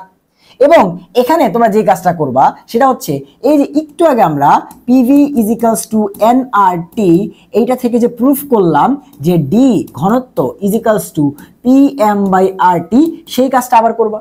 করলে কি হবে দেখো, আমাকে চাইছে ব্যাপন হারের সাথে ঘনত্বের সম্পর্ক, কিন্তু গ্রাহামের সূত্র মতো আমরা জানি আর এর সাথে m এর সম্পর্ক। তাই আমরা যেটা করব এই সূত্রটা আগে প্রুফ করে নিয়ে আসবো। করলে কি হবে, করলে আমাদের কাজ শেষ। তুমি দেখো D এর সাথে m এর সম্পর্ক কি সমানুপাতিক না? তাহলে আর এর সাথে m যদি বর্গমূলের ব্যস্তানুপাতিক হয়, D আর m যদি সমানুপাতিক, ওর সাথে সেম সম্পর্ক হবে। দেন তুমি এক লাইন করে বলে দিবা যে তাহলে r প্রপোর্শনাল টু কি হবে, √D হবে, যেহেতু কি তোমার m প্রপোর্শনাল টু D, শেষ, সিম্পল। তবে এই প্রমাণটা আগে দেখাইতে হবে এই প্রুফটা করতে গেলে, বুঝতে পারছো? তাহলে আমরা কি বলতে পারি, ব্যাপন হার ঘনত্বের বর্গমূলের ব্যস্তানুপাতিক। ক্লিয়ার? তাহলে এই প্রশ্নটা কিন্তু ক্লিয়ার। পরের প্রশ্ন আসো। এসআই পদ্ধতিতে আর এর ভ্যালু নির্ণয় করো, অর্থাৎ আর এর যে ভ্যালুগুলা সেটা কিন্তু অনেকগুলা পদ্ধতিতে বের করা যায়, সিজিএস, এসআই, ইঞ্জিনিয়ারিং, অনেকগুলা পদ্ধতি আছে। তবে আমরা এসআইটা যেহেতু মোস্ট কমন এটা করলাম, বাকি টাইপগুলো কি করবে দেখো, এর একটা টাইপ, এটা একটা টাইপ, এই টাইপের বাকিগুলো তুমি প্র্যাকটিস করবা। আমি তোমাকে কয়ে দিচ্ছি যে এসআই পদ্ধতিতে তুমি কি সিজিএসটা করবা, তারপর হচ্ছে ফুড প্যাসকেলটা করবা, ঠিক আছে। ওকে, এরপর আসো আর এর ভ্যালু। সো আমরা জানি আর কই থাকে, এই সূত্রে থাকে PV = nRT। তাহলে আমরা জানি আর ক্যালকুলেশন করা হয় 1 মোল গ্যাসের জন্য, তাই তো? তার মানে কি PV = RT। সো এখানে যদি আর ক্যালকুলেশন করি, আর সমান চলে আসবে হচ্ছে তোমার PV/T। এবার এসআইতে আমরা যদি হচ্ছে এসটিপিতে ক্যালকুলেশনগুলো করি, আমরা জানি 1 মোল গ্যাসের প্রেসার হয় কত, প্রেসার হয় হচ্ছে তোমার 1 atm বা 10, 13, 25 প্যাসকেল, তাই তো? এটা কিন্তু আমরা জানি 10, 13, 25 প্যাসকেল ইনটু ভি কত হয় 22.4 লিটার। বাট লিটার কি এসআই একক? তুমি বলো লিটার কি এসআই একক? না, এসআই একক হচ্ছে মিটার কিউব। তাহলে 22.4 লিটারকে আমরা যদি মিটার কিউবে নেই তাহলে আমাকে 1000 দ্বারা ভাগ করতে হবে, অথবা 10⁻³ দ্বারা গুণ করতে হবে। আর টি কত আমরা সবাই জানি, তোমার হচ্ছে 0 ডিগ্রি সেলসিয়াস বা 273 কেলভিন। সো এই মানগুলো বসায় যদি ভাগ করি তাইলে দেখবে আর এর মান আসতেছে 8.314 জুল। তোমার নিচে কি দ্বারা ভাগ করছো, তোমার কি ধারা ভাগ করছো টি দ্বারা পার মোল, এবং এই যে আগে এন বসাই দিছিলা এন নিচে আসতো পার মোল পার কেলভিন, ঠিক আছে, জুল পার মোল পার কেলভিন। সো এখান থেকে তোমার আর ভ্যালুটা চলে আসবে এবং এই ক্যালকুলেশন তোমাকে দেখাইতে হবে না, স্যার জানে যে তুমি জানো এটার মান 8.314, ডিরেক্টলি এটা বসাই দিবা। তোমার যদি এতটুকু ঠিকঠাক বসানো থাকে তাহলে এটার মান 8.314 আসতে বাধ্য, ঠিক আছে। তাহলে এই হচ্ছে তোমার কি এসআই পদ্ধতিতে আর এর মান। বাকিগুলা কে করবে, বাকিগুলা কে করবে বলো? সাজেশন কি এই টপিকে? ভাই এই টপিকে সাজেশন হচ্ছে তুমি এই টপিকের বাকিগুলা কি সিজিএস এককে কত সেটা বের করবা, এরপরে হচ্ছে কি ফুট পাউন্ড এককে কত সেটা বের করবা। এটা একটু লেস ইম্পর্টেন্ট, এটা লেস ইম্পর্টেন্ট, তবে ইঞ্জিনিয়ারিং এর জন্য ইম্পর্টেন্ট, তোমরা প্র্যাকটিস করে রাখো। এরপর হচ্ছে বাকি কি আছে ভাইয়া, বাকি আছে হচ্ছে লিটার এটিএম এককে, সো এগুলো একটু দেখে রাখো, ঠিক আছে, ওকে। এরপর আসো পরে প্রশ্ন, সন্ধি তাপমাত্রা এবং সন্ধি চাপ কি? ফার্স্টে আসছে সন্ধি তাপমাত্রার কাছে, খুবই ইম্পর্টেন্ট দুটো সংজ্ঞা, গ্যাসের তরলীকরণে এই দুটো টার্ম আমাদের ইউজ করতে হয়, সন্ধি তাপমাত্রা এবং সন্ধি চাপ কি, এবং এগুলাকে আরো বিভিন্ন নামে ডাকা যায় এবং সেই নামগুলো আমি বলতেছি। দেখো, সন্ধি তাপমাত্রা বলতে পারে, অথবা বলতে পারে হচ্ছে তোমার ক্রিটিক্যাল টেম্পারেচার, ওটার ক্ষেত্রে same critical pressure. So critical বলতে পারে। সন্ধি কথাটার মানে কি? সন্ধি কথাটার মানে হইতে পারে হচ্ছে তোমার হচ্ছে ক্রান্তি। এই সন্ধির আরেক নাম হচ্ছে সন্ধি তাপমাত্রা, ক্রিটিক্যাল টেম্পারেচার অথবা ক্রান্তি তাপমাত্রা। সো এই তিনটা জিনিসই কিন্তু হইতে পারে সেম টু সেম এটার ক্ষেত্রে। সো এই জিনিসগুলোর সংজ্ঞাটা কি? প্রথমে আসলে সন্ধি তাপমাত্রা কি। আমরা যখন গ্যাসকে তরলীকরণ করতে যাই তো মনে রাখবা সকল গ্যাসের ক্ষেত্রে, যত গ্যাস আছে সবার ক্ষেত্রেই এমন একটা তাপমাত্রা আছে যেই তাপমাত্রার তুমি যদি উপরে গিয়ে কি করো, গ্যাসকে চাপ দিয়ে তো তরল বানানোর চেষ্টা করো, ওইটা কোনোদিনও তরল হবে না। কি বলছি? সকল গ্যাসের ক্ষেত্রে এমন একটা তাপমাত্রা আছে। ধরো কার্বন ডাইঅক্সাইড গ্যাসের ক্ষেত্রে সেই তাপমাত্রা 30 ডিগ্রি সেলসিয়াস। তো তুমি যদি 30-এর উপরে গিয়ে, মানে ধরো 40, 45, 50 এত তাপমাত্রায় গিয়ে কার্বন ডাইঅক্সাইডকে তরল বানানোর চেষ্টা করো, চাপ দাও, ওতে কোনো লাভ হবে না, ও তরল হবে না। তো ওই যে 30 ডিগ্রি সেলসিয়াস তাপমাত্রাটা, ওইটার উপরে গিয়ে চাপ দিলে ওইটা আর কখনো তরল হবে না। ওই যে তাপমাত্রাটা, ওইটাকে বলা হয় তোমার সন্ধি তাপমাত্রা বা ক্রিটিক্যাল টেম্পারেচার বা ক্রান্তি তাপমাত্রা। কি বলছি? সকল গ্যাসের ক্ষেত্রে এমন একটা তাপমাত্রা অবশ্যই আছে যেই তাপমাত্রার উপরে গিয়ে তাকে চাপ দিলে সেটা তরলে পরিণত হয় না, সেই তাপমাত্রাটাকে বলা হয় সন্ধি তাপমাত্রা, ঠিক আছে। তাহলে ভাই কি বললাম? সন্ধি তাপমাত্রা। সন্ধি তাপমাত্রা কাকে বলা হয়?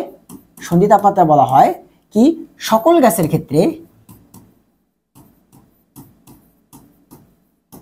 সকল গ্যাসের ক্ষেত্রে এমন এক তাপমাত্রা আছে, এমন এক তাপমাত্রা আছে যেই তাপমাত্রার উপরে, যেই তাপমাত্রার উপরে গিয়ে চাপ দিলে তাকে আর তরলে পরিণত করা যায় না, তাকে আর তরলে পরিণত করা যায় না। এইটা কি বলা হয় হচ্ছে তোমার সন্ধি তাপমাত্রা। যেই তাপমাত্রায় তোমার কি হয়, এই কাহিনীটা হয়, সেটাকে বলা হচ্ছে তোমার সন্ধি তাপমাত্রা। এরপর আসলে ভাই সন্ধি চাপ জিনিসটা কি? সন্ধি চাপ। সো তুমি যদি সন্ধি তাপমাত্রা বুঝে থাকো তাহলে সন্ধি চাপ জিনিসটা হচ্ছে কোনো একটা গ্যাসকে যদি তার সন্ধি তাপমাত্রায় রেখে তারপরে সর্বনিম্ন যতটুকু চাপ দিলে, তারপরে সর্বনিম্ন লোয়েস্ট যতটুকু চাপ দিলে সেটা তরলে কনভার্ট হয়ে যায়, সেই চাপটাকে বলা হচ্ছে তোমার সন্ধি চাপ। কি বললাম?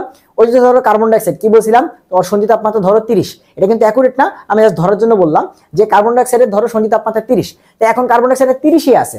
তো কোন একটা গ্যাসকে তার সন্ধি তাপমাত্রায় রাখার পরে তো ধরলাম এবার ধরো 50 atm চাপ দিলেও এটা তরল হয়, 20 atm চাপ দিলেও এটা তরল হয়, 10 atm চাপ দিলেও এটা তরল হয়, ঠিক আছে। 30-এ রাখার পরে এত এত তরল হয়, কিন্তু সবচেয়ে কম যেই চাপটা দিলে তরলে পরিণত হয় সেই চাপটাকে বলা হচ্ছে তোমার সন্ধি চাপ, ঠিক আছে, সবচেয়ে কম। তাহলে মনে রেখো, কোনো গ্যাসকে, কোনো গ্যাসকে সন্ধি তাপমাত্রায় রেখে, সন্ধি তাপমাত্রায় রেখে সর্বনিম্ন যে চাপ প্রয়োগ করলে, সর্বনিম্ন যেই চাপ প্রয়োগ করলে তা তরলে পরিণত হয়, তা তরলে পরিণত হয়, সেই চাপটাকে বলা হয় হচ্ছে তোমার, সেই চাপকে তোমার হচ্ছে সন্ধি চাপ বলা হয়, সেই চাপকে সন্ধি চাপ বলে। তাহলে আশা করি তোমার গ্যাস তরলীকরণের ক্ষেত্রে যে সন্ধি তাপমাত্রা সন্ধি চাপ এই জিনিসটাকে তোমরা কমপ্লিটলি বুঝতে পারছো। পরে প্রশ্ন আসো, জুল থমসন প্রভাব কি? আচ্ছা ধরো ধরো এখানে একটা ছোট্ট একটা পাত্র আছে, এই পাত্রের মধ্যে অনেকগুলা গ্যাস আছে, ঠিক আছে, গ্যাসের অণুগুলো আছে, একদম ধরো ছোট্ট একটা পাত্রের মধ্যে তোমার অনেকটুকু গ্যাস আছে। সো এটাকে নিয়ে যদি হুট করে কি করি, একটা বড় জায়গার মধ্যে ছেড়ে দিই, হুট করে নিয়ে যদি হচ্ছে বড় জায়গায় ছেড়ে দিই, তাহলে এগুলা কি হবে, তোমার হচ্ছে এই জায়গাগুলোর মধ্যে থাকবে, এখন আগে ছিল এখানে, এখন একটা বড় জায়গার মধ্যে চলে আসবে। সো এই যে কাহিনীটা, একটা উচ্চতাপের কোন স্থান থেকে কোন একটা গ্যাসকে ধরে নিয়ে একটা বড় জায়গায় ছেড়ে দিলে দেখা যায় গ্যাসের তাপমাত্রাটা কিছুটা কমে যায়, দেখা যায় কি গ্যাসের তাপমাত্রা কিছুটা কমে যায়। কারণ কি ভাইয়া, দেখো এই যে তোমার এখানে কি হয়েছে, প্রেসারটা বা পিটা কমে গেছে, এবং এখানে কি হয়, চাপীয় সূত্র অ্যাপ্লাই হয় এবং প্রেসার কমার সাথে সাথে তাপমাত্রাটাও কমে যায়। এই যে তাপমাত্রাটা কমে যায়, এই প্রভাবটা প্রথম লক্ষ্য করছিল জুল আর থমসন। তাই এজন্য এই জিনিসটাকে বা এই যে ইফেক্টটা, এটাকে বলা হয় জুল থমসন প্রভাব। তাহলে কি বললাম ভাইয়া, জুল থমসন প্রভাব কি? জুল থমসন প্রভাব হচ্ছে তোমার কোনো গ্যাসকে উচ্চ চাপের কোন স্থান হতে, উচ্চ চাপের কোন স্থান হতে নিম্ন চাপের স্থানে প্রসারিত করলে বা ছেড়ে দিলে, একই কথা, প্রসারিত করলে এর তাপমাত্রা কমে যায়, এর তাপমাত্রা কিছুটা কমে যায়, কিছুটা কমে যায়। একে জুল থমসন প্রভাব বলা হয়, একে জুল থমসন প্রভাব বলা হয়, জুল থমসন ইফেক্ট বা জুল থমসন প্রভাব বলে। আশা করি জুল থমসন প্রভাবটা তোমরা বুঝছো। এরপরে আসো, এলপিজি, সিএনজি এবং এলএনজি এগুলোর পূর্ণরূপ লেখো। ওকে, ফার্স্টে আসো এলপিজির কাছে। এলপিজি, এলপিজি কি? লিকুইফাইড পেট্রোলিয়াম গ্যাস, লিকুইফাইড বা তরলীভূত পেট্রোলিয়াম গ্যাস, মানে পেট্রোলিয়াম গ্যাসটাকে তরলে কনভার্ট করে যে সিলিন্ডারে ভর্তি করা হয়, সেই সিলিন্ডারের নাম হচ্ছে এলপিজি সিলিন্ডার। তাহলে বানানটা কি হবে ভাইয়া? লিকুইফাইড পেট্রোলিয়াম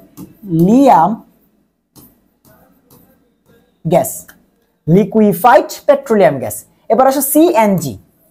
সিএনজি কাকে বলা হয়? সি মানে হচ্ছে কম্প্রেসড এবং এনজি মানে ন্যাচারাল গ্যাস। আমাদের ন্যাচারাল গ্যাস যে মিথেন, সেটাকে তোমার কম্প্রেসড করে বা চাপে সংকুচিত করে সিলিন্ডারে ভর্তি করে সিএনজি হিসেবে ইউজ করা হয়। তাহলে সি মানে হচ্ছে তোমার কম্প্রেসড, কম্প্রেসড ন্যাচারাল গ্যাস। তারপর হচ্ছে এলএনজি। এলএনজি মানে কি? দেখো এনজি এনজি সেম না, মানে ন্যাচারাল গ্যাস। তো এল কই থেকে আসছিল? ওই যে লিকুইফাইড, তার মানে লিকুইফাইড ন্যাচারাল গ্যাস। এবার তরলে কনভার্ট করে গ্যাস তোমার হচ্ছে বানানো হয়েছে, এটাকে বলা হয় লিকুইফাইড ন্যাচারাল গ্যাস।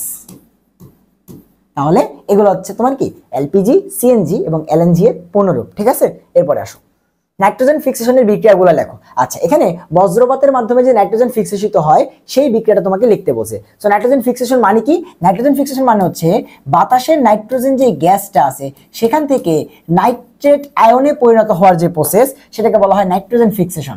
বাতাসের নাইট্রোজেন গ্যাস থেকে নাইট্রেট আয়নে তোমার হচ্ছে কনভার্ট হওয়ার যে প্রসেস, সেই প্রসেসটাকে বলা হয় নাইট্রোজেন ফিক্সেশন। এখন তুমি বুঝো যে ভাই এটা কেন প্রয়োজন। বাতাসের নাইট্রোজেন কি গাছপালা, উদ্ভিদ তারা ডিরেক্টলি শোষণ করতে পারে? পারে না। তো তারা শোষণ করতে পারে আয়ন, তাই তো? ব্যাপন প্রক্রিয়া আয়ন শোষণ করে। তাহলে নাইট্রেট আয়ন শোষণ করতে পারে, যেটা উদ্ভিদের জন্য অনেক বেশি গুরুত্বপূর্ণ। নাইট্রেটের সার, ইউরিয়া আমরা কিসের জন্য ইউজ করি? কারণ ইউরিয়া থেকে এই যে নাইট্রেট সারগুলো পাওয়া যায় বা নাইট্রোজেন পাওয়া যায়, এজন্য ইউজ করি। তাহলে এই যে বাতাসের নাইট্রোজেনকে নাইট্রেট আয়নে উদ্ভিদের উপযোগী করে তোমার হচ্ছে কনভার্ট করার প্রসেসটাকে বলা হয় নাইট্রোজেন ফিক্সেশন, এবং সেটা হয় কিসের মাধ্যমে? বিদ্যুৎ ক্ষরণের মাধ্যমে, এবং সেই বিক্রিয়াগুলো আমাদেরকে দিতে হবে। সো প্রথমে যেটা হয়, এই যে বাতাসের নাইট্রোজেন গ্যাস, এইটা কি হয়? বিদ্যুৎ ক্ষরণের মাধ্যমে কার সাথে বিক্রিয়া করে? দেখো এটা বাতাসের অক্সিজেন গ্যাসের সাথে বিক্রিয়া করে। তুমি চাইলে জি এগুলো নাও দিতে পারো, জাস্ট N2 + O2 যত সহজে লেখা যায়। এবং এটা কিসের মাধ্যমে হবে? তোমার বিদ্যুৎ ক্ষরণ। এবং তাপমাত্রা কত লাগে এই বিক্রিয়াটা হইতে? 3000 ডিগ্রি সেলসিয়াস। অবশ্যই তাপমাত্রাটা দিবা। বিদ্যুৎ ক্ষরণের মাধ্যমে 3000 ডিগ্রি সেলসিয়াস তাপমাত্রায় এই বিক্রিয়াটা হয়। হয়ে কি হয়? এখান থেকে তোমার হচ্ছে নাইট্রিক অক্সাইড তৈরি হয়। এরপরে সেই নাইট্রিক অক্সাইড আবার অক্সিজেনের সাথে বিক্রিয়া করে এবং এই বিক্রিয়াটা হয় হচ্ছে তোমার 50 ডিগ্রি সেলসিয়াস। এটা তাপমাত্রা চাইলে দিতে পারো, মনে না থাকলে না দিতে পারো, সমস্যা নাই। এদের বিক্রিয়া করে তৈরি করে হচ্ছে নাইট্রোজেন ডাইঅক্সাইড। এরপরে সেই নাইট্রোজেন ডাইঅক্সাইড বাতাসের অক্সিজেন প্লাস জলীয় বাষ্পের সাথে বিক্রিয়া করে ফাইনাল স্টেপে তৈরি করে হচ্ছে তোমার নাইট্রিক অ্যাসিড। এই যে দেখো নাইট্রেট আয়ন চলে আসছে এবং এটা মাটিতে যায় কেমনে? দেখো যখন এটা এভাবে হয়ে গেল এই নাইট্রিক অ্যাসিড, তখন মাটিতে থাকা চুন বা বিভিন্ন মৃৎক্ষার ধাতুর যে অক্সাইডগুলো আছে সেগুলোর সাথে বিক্রিয়া করে। আমরা এখানে ক্যালসিয়াম অক্সাইড দেখালাম, চুন। সো এটার সাথে বিক্রিয়া করে কি করবে? এই যে calcium nitrate CaNO3 plus hydrogen আর অক্সিজেন বাকি কি তৈরি করে ফেলবে? পানি। তাহলে এই যে তোমার দেখো ফাইনালি আমরা নাইট্রোজেন গ্যাস থেকে জিনিসটা শুরু করছিলাম, চলে আসলো নাইট্রেট আয়নে। এবার পানিতে গেলে ক্যালসিয়ামটা আলাদা হয়ে যাবে, নাইট্রেটটা আলাদা হয়ে যাবে। উদ্ভিদ কি করবে? ব্যাপন প্রক্রিয়ায় মূলের মাধ্যমে এই নাইট্রেট আয়নটাকে শোষণ করবে। এটাই হচ্ছে আলটিমেটলি আমাদের নাইট্রোজেন ফিক্সেশনের যে 4টা বিক্রিয়া। ঠিক আছে, তাহলে 4টাই কিন্তু ইম্পর্টেন্ট, তুমি হচ্ছে 4টা বিক্রিয়া দিবা। এরপরে প্রাইমারি এবং সেকেন্ডারি দূষকের উদাহরণ। আহা, কত ইম্পর্টেন্ট প্রশ্ন, তাই না? ফার্স্টে আসলে হচ্ছে প্রাইমারি কারা ভাইয়া? উদাহরণগুলো দিতে বলছে। তাহলে প্রাইমারি স্ট্যান্ডার্ড পদার্থের উদাহরণগুলো আমরা একটু দিয়ে ফেলি। প্রাইমারি কারা ভাইয়া? প্রাইমারি হচ্ছে carbon monoxide, carbon dioxide, sulphur dioxide, nitric oxide, এরপরে কি H2S, ধূলিকণা এবং হাইড্রোকার্বন এবং হাইড্রোকার্বন। এগুলো হচ্ছে কি ভাইয়া? এগুলো হচ্ছে আমাদের কি প্রাইমারি তোমার হচ্ছে দূষক। এরপর হচ্ছে সেকেন্ডারি দূষক কি ভাইয়া?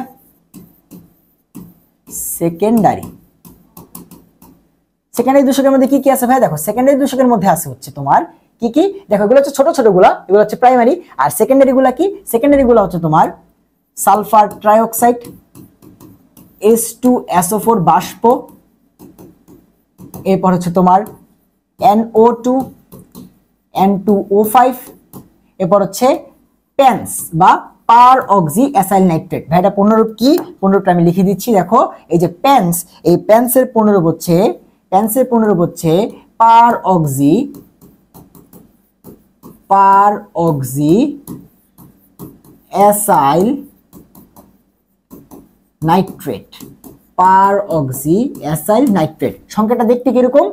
আর এরপরে একটা কিটোনের মতো বন্ড CO, এরপরে O, এগেন O, এই যে পার অক্সি মানে হচ্ছে পার অক্সাইড বন্ধনটা আছে এবং তার সাথে কি আছে? অ্যাসাইল, দেখো RCO অ্যাসাইল মূলক এবং লাস্টে কি? Nitrate NO2। দেখছো? তাহলে পার অক্সি অ্যাসাইল নাইট্রেটকে বলা হয় প্যান্স, পার অক্সি অ্যাসাইল নাইট্রেট। ঠিক আছে, এবং এটা তৈরির যে বিক্রিয়াটা সেটা একটু দেখাই দিই। আমাদের এই প্রশ্ন তো শেষ। দেখো প্যান্স তৈরির বিক্রিয়া এক্সট্রা একটু পড়াই দিই। ঠিক আছে, এটা এক্সট্রা হিসেবে একটু পড়াই দিই, আসতেও পারে নাও আসতে পারে। ঠিক আছে, একটু কম ইম্পর্টেন্ট দেখে রাখি নাই, বাট আমার ইন্টেনশন আছে সবই পড়াই দিব। সো পার অক্সি অ্যাসাইল নাইট্রেট কিভাবে তৈরি হয় জানো? এখানে কি কি লাগবে আমাদের লাগবে হচ্ছে হাইড্রোকার্বন বাষ্প প্লাস নাইট্রোজেন ডাইঅক্সাইড, তারপর হচ্ছে নাইট্রিক অক্সাইড এবং ওজন। এই চারজন যদি কিসের উপস্থিতিতে বিক্রিয়া করে? H- বা আলোর উপস্থিতিতে, তাইলে তৈরি করে হচ্ছে প্যান্স। আর C+O NO2 plus nitric acid. So এই যে প্যান্স তৈরির বিক্রিয়া, দেখো এই যে প্যান্স তৈরির বিক্রিয়া। সো প্যান্স তৈরির বিক্রিয়াও কিন্তু অনেক বেশি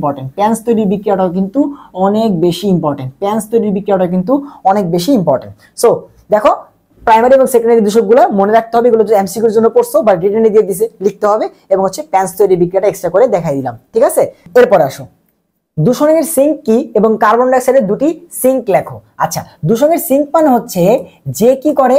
যে দূষককে শোষণ করে ফেলে। যে কি করে? যে হচ্ছে দূষককে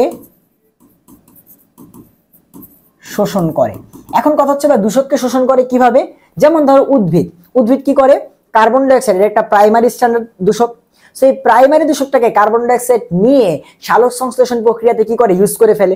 তো কার্বন ডাইঅক্সাইডটা তো ইউজ হয়ে যাচ্ছে, মানে কার্বন ডাইঅক্সাইডটাকে উদ্ভিদ নিয়ে ফেলতেছে, শোষণ করে ফেলতেছে। তাই এই যে সবুজ উদ্ভিদ এদেরকে আমরা বলি কার্বন ডাইঅক্সাইডের সিঙ্ক, কারণ ও কি করে, ও হচ্ছে ওটাকে শোষণ করে ফেলে। সো কেউ যদি কোনো একটা দূষককে নিয়ে তার সাথে বিক্রিয়া করে তার পরিমাণটা কমায় ফেলে বা তাকে শোষণ করে ফেলে, তাকে আমরা বলি সিঙ্ক। তাহলে আমরা বুঝতে পারতেছি সিঙ্ক মানে যে দূষককে শোষণ করে ফেলে বা দূষকের সাথে বিক্রিয়া করে ফেলে। আর কার্বন ডাইঅক্সাইডের দুটি সিঙ্ক কি বলছে, অনেক বেশি ইম্পর্টেন্ট, এমসিকিউ তো আসে যে কার্বন ডাইঅক্সাইডের সিঙ্ক দুটি কি ভাই, কার্বন ডাইঅক্সাইডের সিঙ্ক দুটি হচ্ছে, একটা হচ্ছে সবুজ উদ্ভিদ, যেটা তোমরা একদম ছোটবেলা থেকেই জানো যে সবুজ উদ্ভিদ সালোক সংশ্লেষণ প্রক্রিয়ায় কার্বন ডাইঅক্সাইড ইউজ করে। আর একটা অনেকেই জানো না, সেটা হচ্ছে ভাই সাগরের পানি। সাগরের পানি প্রচুর প্রচুর পরিমাণে কার্বন ডাইঅক্সাইডকে তোমার কি করে, ধারণ করে। এজন্যই দেখো আল্লাহ তাআলা পৃথিবীতে দেখো তো কত পার্সেন্ট পানি দিছে, 70% পানি। আমি অনেক সময় অবাক হয়ে বলি যে আচ্ছা 70% পানি না হয় যদি হচ্ছে 50-30 এরকম হইতো, অনেকের মনে চিন্তা আসে, তাহলে তো হচ্ছে আমাদের এই যে জমি জমা রিলেটেড অনেকখানি হচ্ছে তোমার কি হতো, বেনিফিট পাইতাম, অনেক জমি বাড়তো পৃথিবীর, তাই না? বাট তুমি চিন্তা করে দেখো এখানে এই যে 70% যে জলাশয় বা পানি আছে, তারা কিন্তু প্রচুর পরিমাণে এই যে আমরা কার্বন ডাইঅক্সাইড এমিশন করতেছি এগুলাকে কিন্তু শোষণ করতেছে, ঠিক আছে? ওটা না হইলে আমরা বাঁচতাম না বা পৃথিবী টিকতো না, আরো তাড়াতাড়ি ধ্বংস হয়ে যেতাম, ঠিক আছে? এমনি তো হচ্ছে আমরা ধ্বংস হয়ে যাচ্ছি, ঠিক আছে? আমাদের যে অবস্থা বর্তমানে দেশে, আমরা যে অবস্থায় আছি, কেমন আসতে আর বেশি দিন লাগবে না। সো এই দুটা কিন্তু খুবই ইম্পর্টেন্ট, যে সবুজ উদ্ভিদ এবং হচ্ছে সাগরের পানি, এই দুটা হচ্ছে কার্বন ডাইঅক্সাইডের কি ভাই, দুটি সিঙ্ক, ঠিক আছে? সিঙ্ক মানে কি, ওরা দুইটা কার্বন ডাইঅক্সাইডকে নিয়ে ফেলে, নিয়ে বিক্রিয়া টিক্রিয়া করে অনেক কিছু বানায় ফেলে, বাট কার্বন ডাইঅক্সাইডকে তো নিচ্ছে, শোষণ করে ফেলতেছে, যে একটা দূষক। সো যে দূষককে নিয়ে ফেলে বা দূষককে শোষণ করে ফেলে, সে হচ্ছে সিঙ্ক, ঠিক আছে?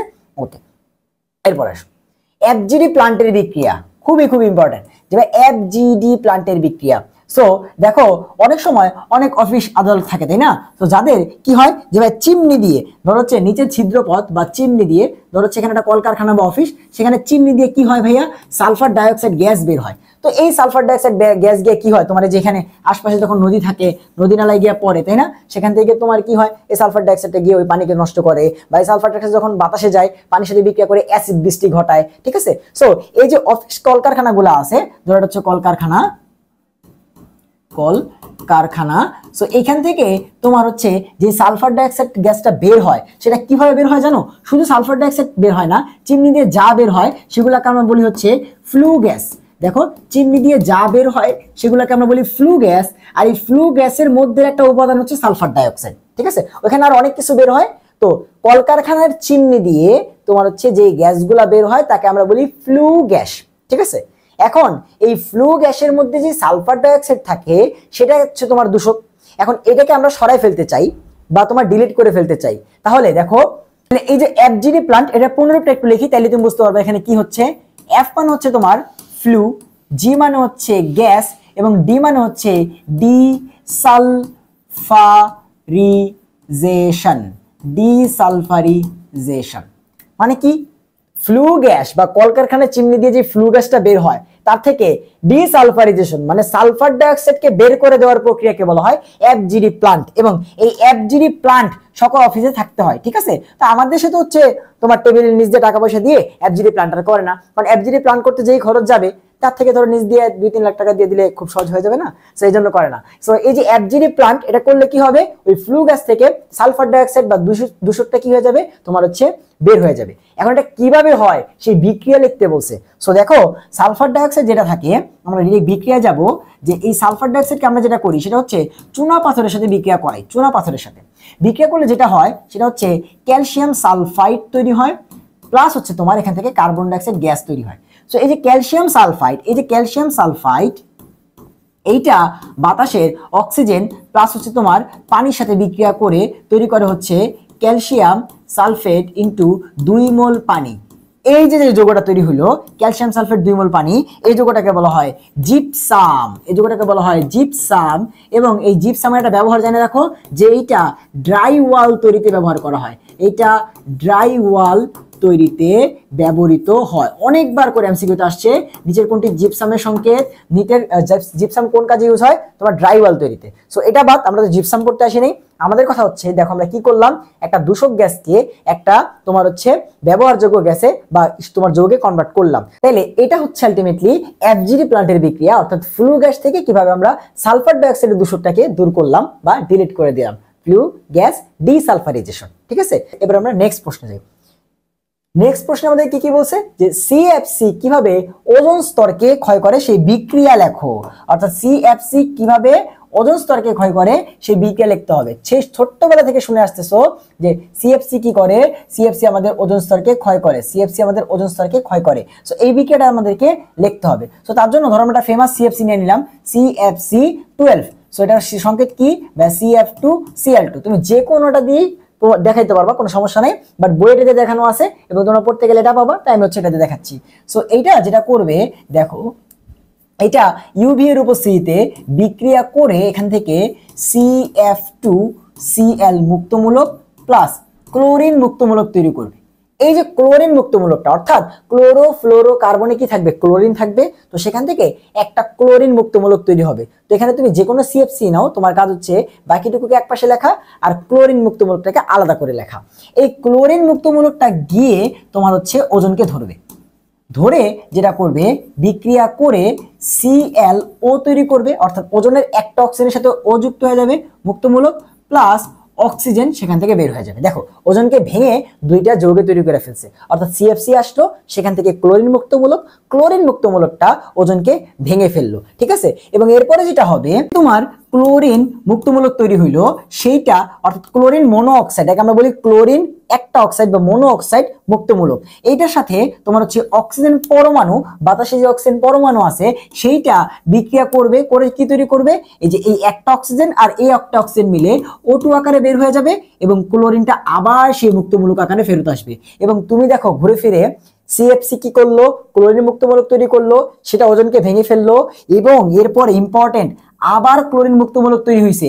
এটা গিয়ে কি করবে, আবার গিয়ে হচ্ছে তোমার আরেকটা ওজনকে ধরবে এবং এই রিঅ্যাকশন কি ঘটতেই থাকবে না। এই জন্য দেখো সিএফসি কিন্তু একটা চেইন রিঅ্যাকশনের মাধ্যমে ওজোন স্তরকে ক্ষয় করতেই থাকে, এখানে কোনো শেষ নাই।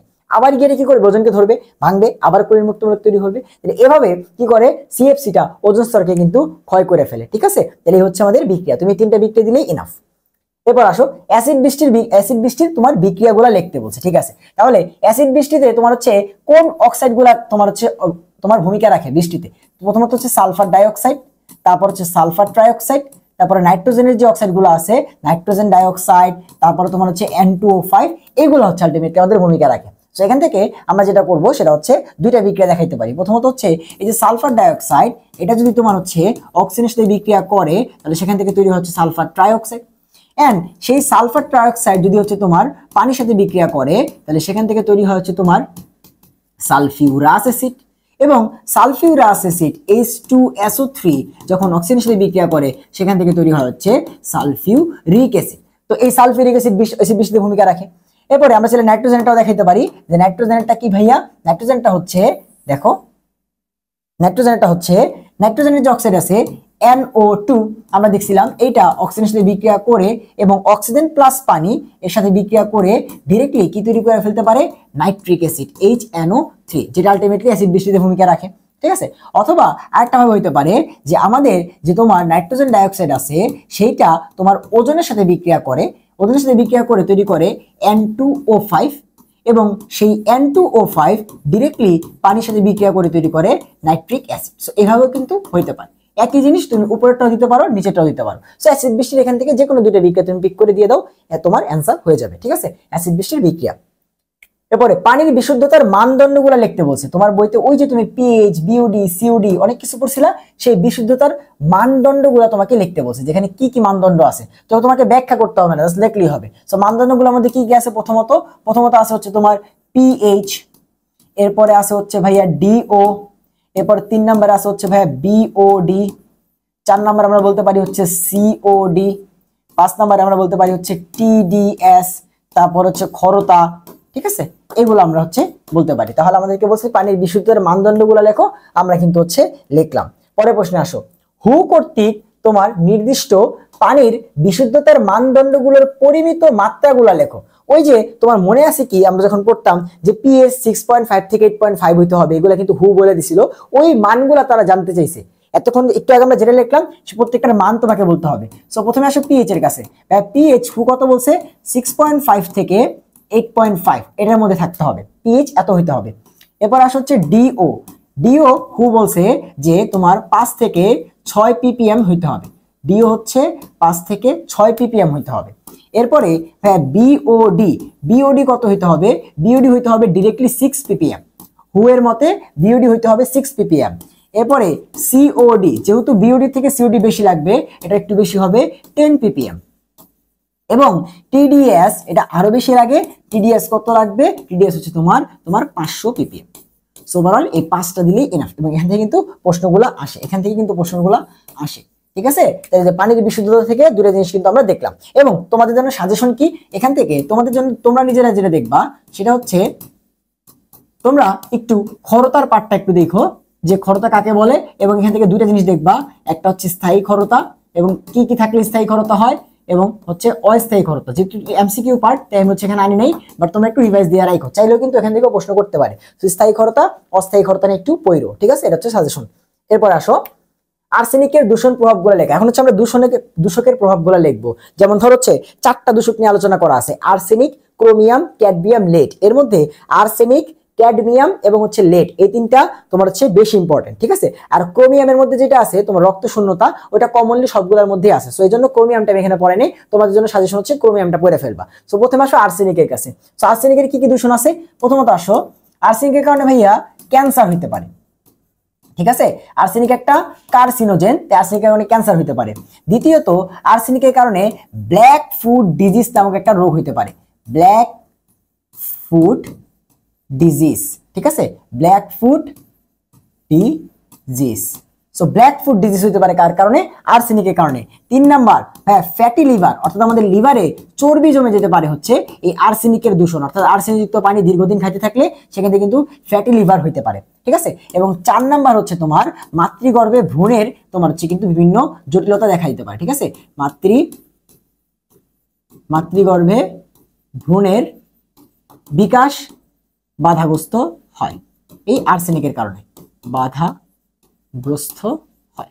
সো 4টা জিনিস এখান থেকে ইম্পর্টেন্ট, যে আর্সেনিকের কারণে ব্ল্যাক ফুড ডিজিজ হতে পারে, এটা হচ্ছে সবথেকে মোস্ট ইম্পর্টেন্ট, যে ব্ল্যাক ফুড ডিজিজ হতে পারে। এবং সেকেন্ডলি হচ্ছে ফ্যাটি লিভার, এটা হচ্ছে ইম্পর্টেন্ট। এই দুটো হচ্ছে মোস্ট ইম্পর্টেন্ট আর্সেনিক থেকে, ঠিক আছে? বাকি 4টার মধ্যে তুমি হচ্ছে 4টাই লিখে দিয়ে আসবা, যেন স্যার হচ্ছে তোমার নাম্বার কাটার কোনো জায়গা না পায়, ঠিক আছে? এরপরে আসো যে ক্যাডমিয়ামের দূষণের প্রভাব। সো ক্যাডমিয়ামের দূষণের মধ্যে প্রথমেই দেখো এমনি মনে দেখা যায় ক্যাডমিয়াম কিডনি, ক্যাডমিয়াম কিডনি, অর্থাৎ ক্যাডমিয়ামের কারণে কিডনি নষ্ট হতে পারে, ঠিক আছে? ক্যাডমিয়ামের কারণে কিডনি নষ্ট হতে পারে, ক্যাডমিয়ামের কারণে কিডনি নষ্ট হতে পারে।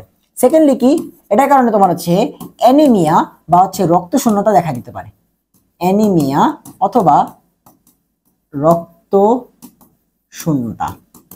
তৃতীয়ত মোস্ট ইম্পর্টেন্ট, যে ইটাই ইটাই বা আউচ আউচ রোগ বলে রোগ আছে একটা, ইটাই ইটাই, ইটাই ইটাই অথবা আউচ আউচ, একই কথা, আউচ আউচ এই রোগ হতে পারে। এখানে 2টা চ হয়ে গেছে, একটা চ হবে আর কি, আউচ আউচ, ঠিক আছে? এটাই এটাই বা আউচ আউচ রোগ হয় কার কারণে? তোমার হচ্ছে এই ক্যাডমিয়ামের কারণে। এবং আরো ইম্পর্টেন্ট একটা যে অস্টিওপোরোসিস হইতে পারে, অস্টিওপোরোসিস বা অস্থি যে ভঙ্গুর হয়ে যায়। ধরো হচ্ছে যাদের অস্থি দুর্বল, দেখবা হচ্ছে খেলতে গেছে ফুটবল, হচ্ছে পায়ের সাথে পা লাথি লাগছে, পা ভেঙে গেছে, মানে কি হাড় অনেক দুর্বল। সো এই হাড়ের ক্ষয় বা তোমার হাড় দুর্বল হইতে পারে, অস্থি দুর্বল হইতে পারে কোন রোগে? অস্টিওপোরোসিস, যার কারণে দায়ী থাকতে পারে কি? এই ক্যাডমিয়াম। এবং এখানেও দেখবা এই কমন কিছু, এই যে এইগুলো হচ্ছে কমন, তোমার হচ্ছে অ্যানিমিয়া বা রক্ত শূন্যতা, তারপরে হচ্ছে তোমার মাতৃগর্ভে ভ্রূণের সমস্যা বা তোমার জটিলতা, এগুলা কিন্তু কমন, ঠিক আছে? বাট এখান থেকে ইউনিক কি? ইউনিক হচ্ছে এই যে অস্টিওপোরোসিস, এটা কিন্তু তোমার হচ্ছে ইম্পর্টেন্ট। তারপর হচ্ছে ক্যাডমিয়াম থেকে ইটাই ইটাই আউচ আউচ ইম্পর্টেন্ট। ক্যাডমিয়ামের কারণে কিডনি নষ্ট হয়, এটাও আনকমন, এটাও ইম্পর্টেন্ট, ঠিক আছে? এই 3টা কিন্তু খুবই ইম্পর্টেন্ট, আর এটা কমন তুমি সবগুলোর মধ্যেই পাবো মোটামুটি, ঠিক আছে? লাস্ট প্রশ্ন আমাদের এই চ্যাপ্টারে 27 নম্বর প্রশ্ন। আমরা টোটাল এ পর্যন্ত প্রায় এর আগে 26টা প্রশ্ন সলভ করছি, এবং দেখছো একটা প্রশ্ন ভাই কিন্তু কোনো কঠিন ভাবে সলভ করে নেই। বলতে পারবো না যে ভাই আমাকে এই জিনিসটা হচ্ছে কঠিন লাগছে বা তোমাদের ওইভাবে আমি কিন্তু বুঝাই নাই। আমাদের সিম্পলি যতটুকু অ্যান্সার করা দরকার ততটুকুই লিখছি, এবং ভাইয়া যতটুকু লিখছি তোমরা পরীক্ষাতে ততটুকুই লিখবা, ঠিক আছে? এবং যেগুলো সাজেশন দিছি একটু পড়ে নিও, ঠিক আছে? আচ্ছা, লেডের দূষণ প্রভাবগুলো লেখো। লেডের কারণে কি কি হয়? সো লেডের কারণে দাঁতের মাড়ি নীলাভ হয়ে যেতে পারে, ঠিক আছে? লেডের কারণে দাঁতের মাড়ি নীলাভ হয়। এটাতে তুমি বাকিগুলোতে পাও নাই, সো এটা একটা ইউনিক, সো এর কারণে তুমি হচ্ছে মনে রাখতে পারো। এগুলো কিন্তু একটা এমসিকিউ, ঠিক আছে, এগুলো কিন্তু একটা এমসিকিউ। তারপর হচ্ছে শিশুর বুদ্ধিবৃত্তি বা আইকিউ হ্রাস পাইতে পারে এই লেডের কারণে। শিশুর বুদ্ধিবৃত্তি অথবা আইকিউ হ্রাস পায়, ঠিক আছে, শিশুর বুদ্ধিবৃত্তি বা আইকিউ হ্রাস পায় এবং রক্ত শূন্যতা বা অ্যানিমিয়া তুমি এখানেও পাবা, ঠিক আছে, রক্ত শূন্যতা অথবা অ্যানিমিয়া তুমি এখানেও পাবা, সেখানেও হইতে পারে। সো এখান থেকে ইম্পর্টেন্ট কি, এই যে শিশুর বুদ্ধিবৃত্তি বা আইকিউ হ্রাস পায়, এটা একবার আসছিল, এবং হচ্ছে দাঁতের মানে নিলাভ হয়, এটাও কিন্তু একবার আসছিল। তাহলে এই হচ্ছে আমাদের পরিবেশ রসায়ন। টোটাল জিনিসটাকে খুব সহজে সিম্পল ভাবে তোমাদেরকে ভাইয়া বোঝানোর চেষ্টা করছি। আশা করছি পুরা যে 27টা প্রশ্ন ভাইয়া দেখাইলাম এর মধ্যে থেকে কমন পাবা, এবং বাকি যে সাজেশনগুলো দিছি একটু কষ্ট করে দেখে নিও, সবগুলো একই টাইপের। তো আজকের মতো এই ক্লাসটা এখানে শেষ করতেছি, তোমাদের সাথে অন্য কোনো লেকচারে দেখা হবে। সেই পর্যন্ত সবাই ভালো থাকো, সুস্থ থাকো, আল্লাহ হাফেজ।